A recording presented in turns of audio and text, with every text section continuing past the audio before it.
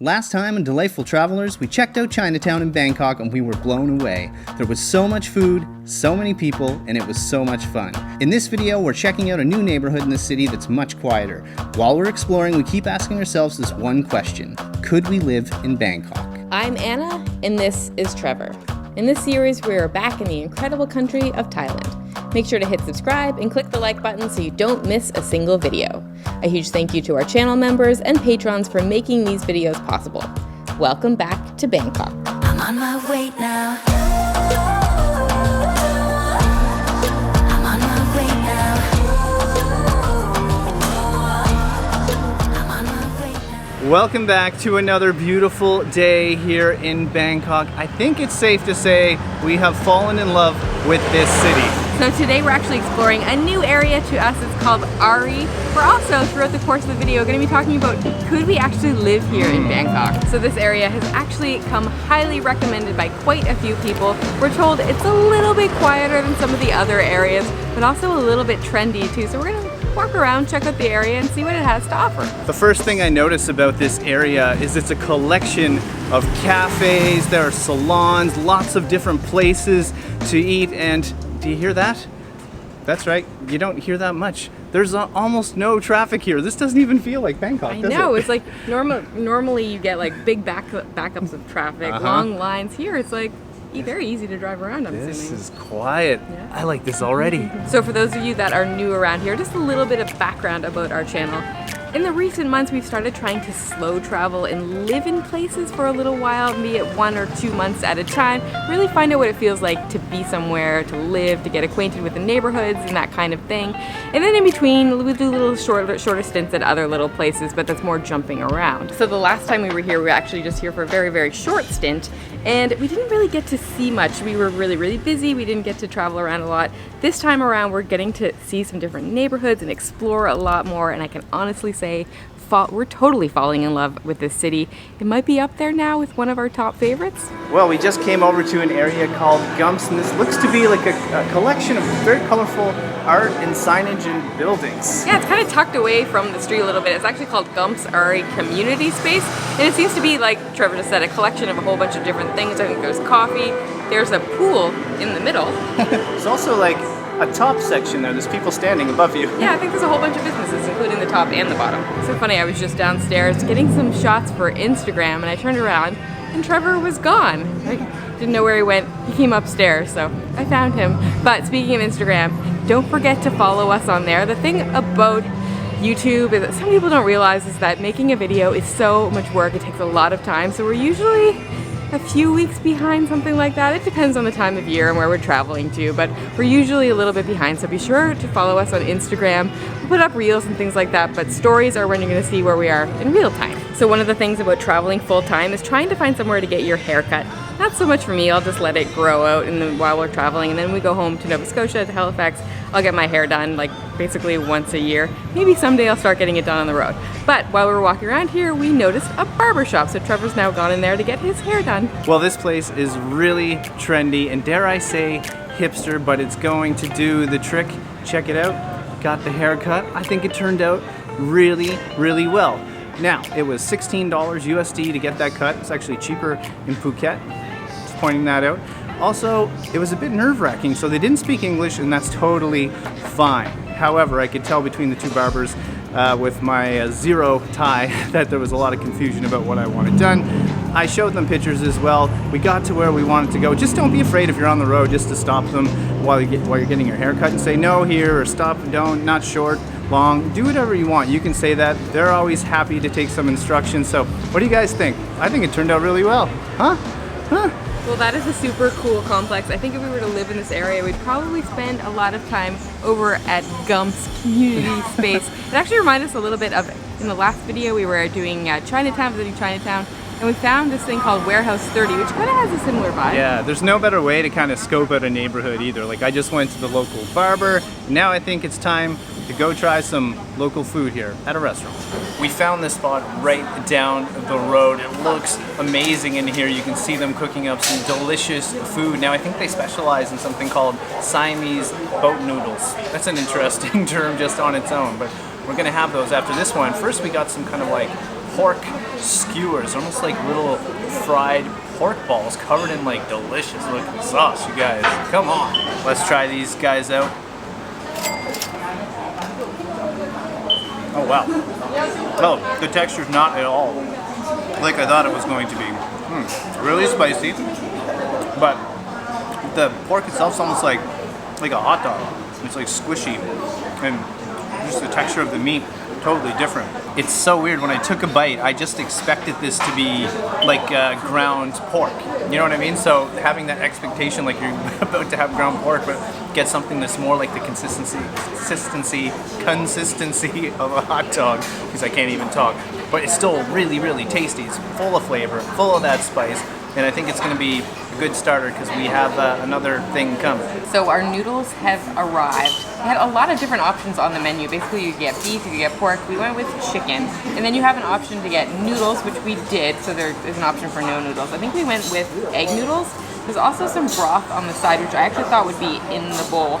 There's some peanuts and I think some spicy stuff on top. We've also got like some herbs and things on the side as well. Now, we've never eaten these before. No clue how to do it. We tried to ask for help and they kind of just ran away. I thought they were going to translate something for us, and then she left and didn't come back. They basically told us not to put the broth over the noodles and the chicken. So don't give us a hard time about not knowing how to eat these. We actually didn't have any time to research or prepare for this today. I just want to point this out. Anytime so far in Asia when you get something that looks like this and some soup and then some sprouts, you always mix it together. So we won't do it this time. And we'll see. So funny enough, they actually got another person in the restaurant that speaks some English to come over and explain it, and we just were told not to mix it. So I'm assuming you just like have some of this, drink some broth. Yeah, blah, blah, three blah. separate things. So here we go. Let's try this out. Ooh, it now looks good. So we ordered this at spicy level number 2. I wonder what spicy level number 2 means. There was a third spice level, so let's see it. So the very first thing that hits me when I try these is actually the saltiness. It's really, really salty, and I think there is some sort of like spicy concoction they put on top, which I think might have salt in it. Couldn't say for sure. I do notice a little bit of a broth, I guess, or some sort of sauce at the bottom, so I'll try to mix that a little bit more for my next thing. It's also, the spiciness isn't crazy. We probably could have handled number 3, but this is a nice spice level. So if you don't want any spice, there's an option. Number 1 would probably just be ever so slightly spicy. Number 2 seems to be a really good level.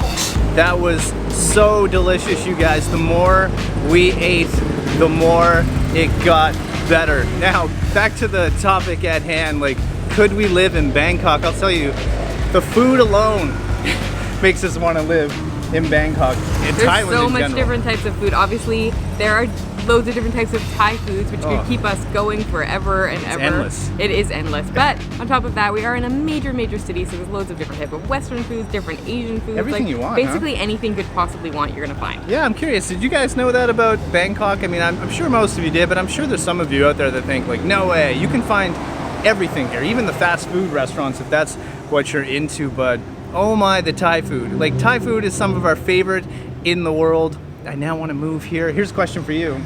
What's your favorite Thai dish?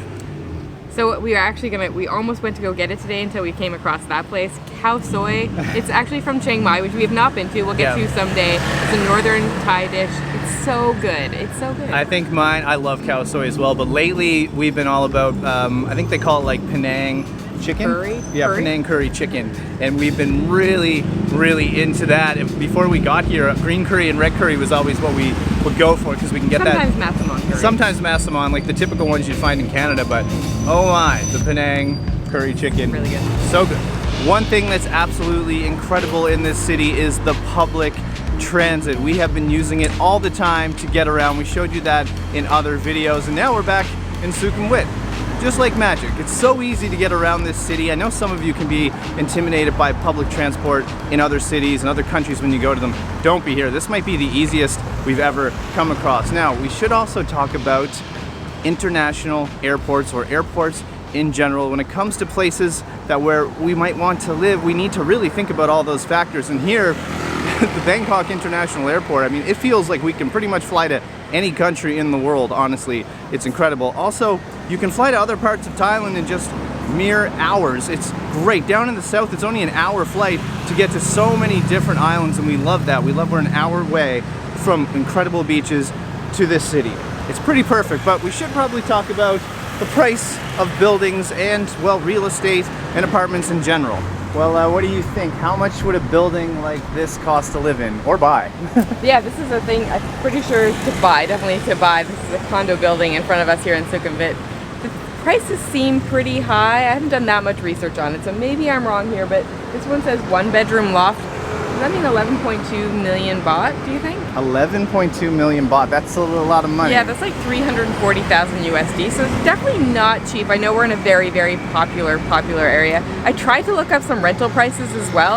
Again, I only spent like maybe 10 minutes looking, and it seemed like everything was like $1,500 to $2,000 for a really nice apartment, which I was surprised about. I feel like people always talk about Bangkok being so inexpensive to rent an apartment, and they're probably just talking about the different areas. So, question for you guys that are familiar with Bangkok. Are there areas like this, or like Ari, I haven't looked up rental prices there, that you can get like a really, really nice apartment and have lots of amenities around and be close to public transit? Like, give us some suggestions in the comments for good areas. So, speaking of expensive places, we did try to get an apartment or rent an apartment while we were here for the last little while.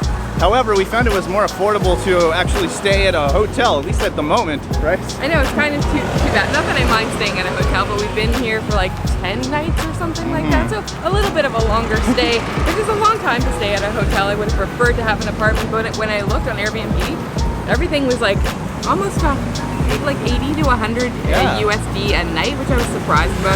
And we were looking at it quite last minute. We often don't plan things months in advance.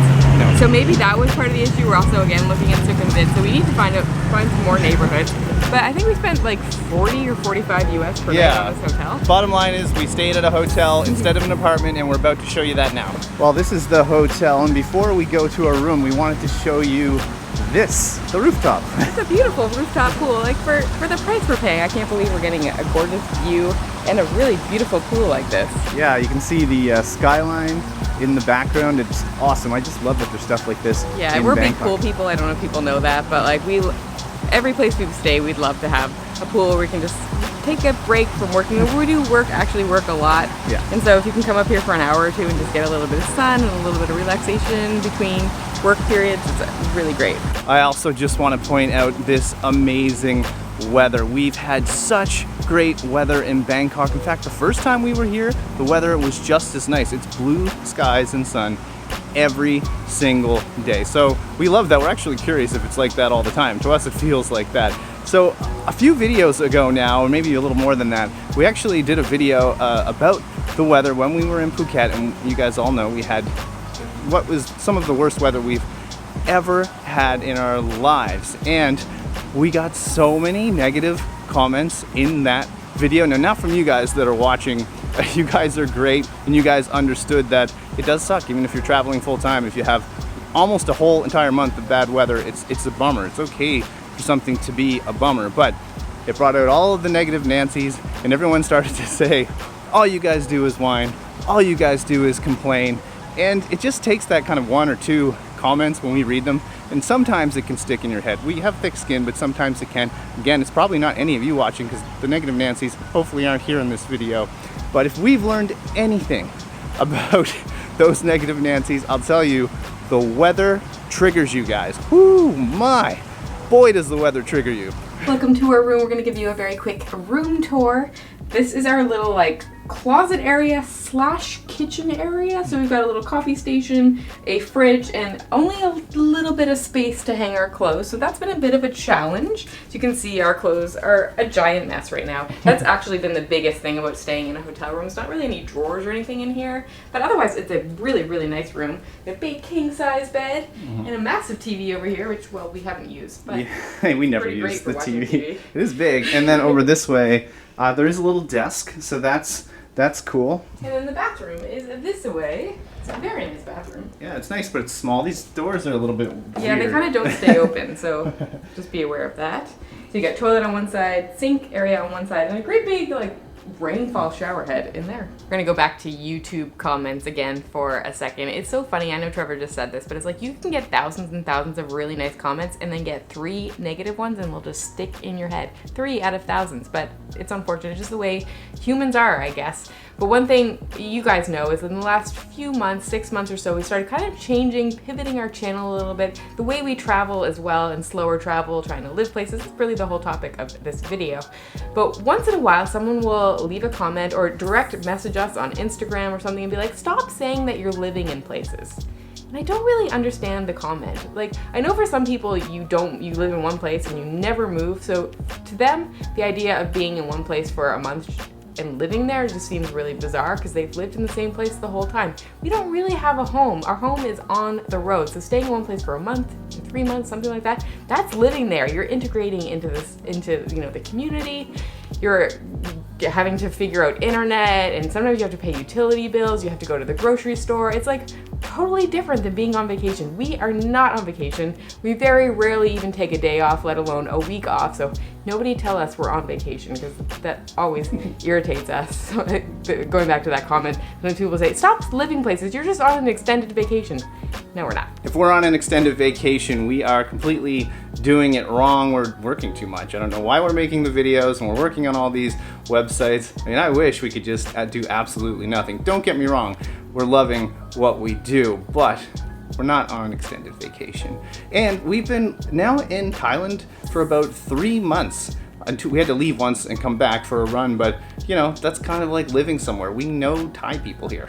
Again, if you missed it before, we'd love you guys to leave us some recommendations for us in Bangkok, basically. Like, where do you think the best neighborhoods are, the most affordable, but also that have lots of amenities, cool spots, maybe some craft beer places, and you know, has local food and Western food and lots of options. Yeah, we've been loving exploring the neighborhoods in this series. Like, I think you guys can tell that we're loving this city. I think we'll always come back here every time we come to Southeast Asia at this point. It's so awesome, and we are still debating, do we come here for a longer period of time just in Bangkok? I think it's gonna happen, but for now we're actually going back down south. Yes, we're gonna try it again.